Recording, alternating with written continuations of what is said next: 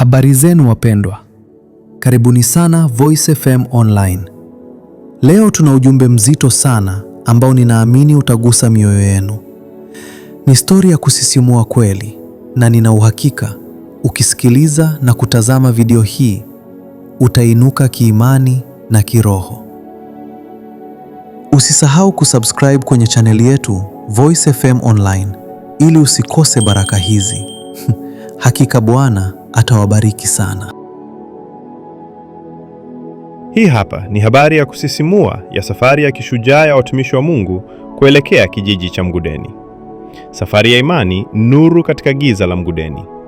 Ilikuwa alfajiri ya Jumanne, wakati basi kubwa la rangi nyeupe lililoandikwa maneno makubwa, peleka injili dunia yote, lilipoanza kuondoka mjini. Ndani yake kulikuwa na kundi la wachungaji 12 wakiwa na dhamira moja kuu: kupeleka injili katika kijiji cha mbali cha Mgudeni, mahali ambapo kiza cha kishirikina kilikuwa kimetawala kwa miaka mingi. Kikwazo katika msitu wa giza. Safari ilikuwa ndefu na yenye kuchosha.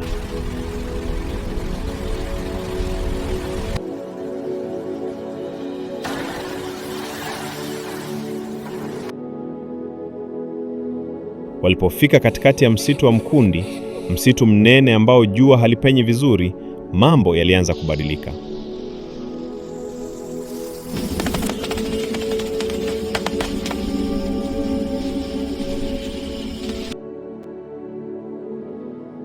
Ghafla injini ya basi ilizima bila sababu yoyote ya kiufundi.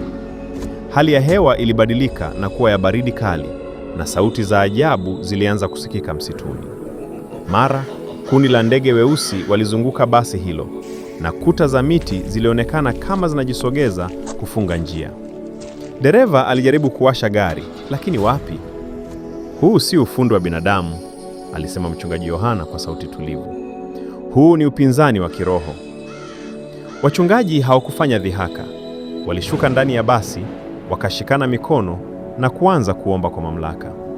Katikati ya maombi hayo, upepo mkali ulivuma na kishindo kikubwa kikashuka kutoka mbinguni. Ghafla, kile kiza kilichokuwa kimegubika basi kikatoweka na injini ikawaka yenyewe. Safari iliendelea kwa ushindi. Ushindi kijijini Mgudeni.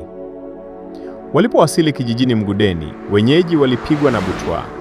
Hakuna basi kubwa lililowahi kufika huko kutokana na hofu ya ushirikina wa msituni. Mkutano wa injili ulianza chini ya mti mkubwa wa mbuyu.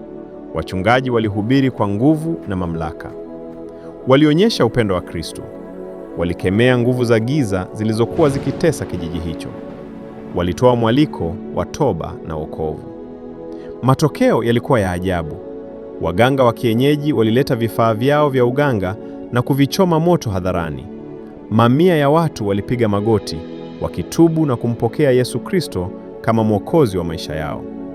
Kilio cha huzuni kijijini hapo kilibadilika na kuwa nyimbo za sifa na shangwe. Kurejea kwa shangwe. Baada ya wiki moja ya mafundisho na kuimarisha kanisa jipya, wachungaji walipanda tena basi lao kurudi mjini. Safari ya kurudi haikuwa na vikwazo tena. Msitu ulionekana kuwa na amani.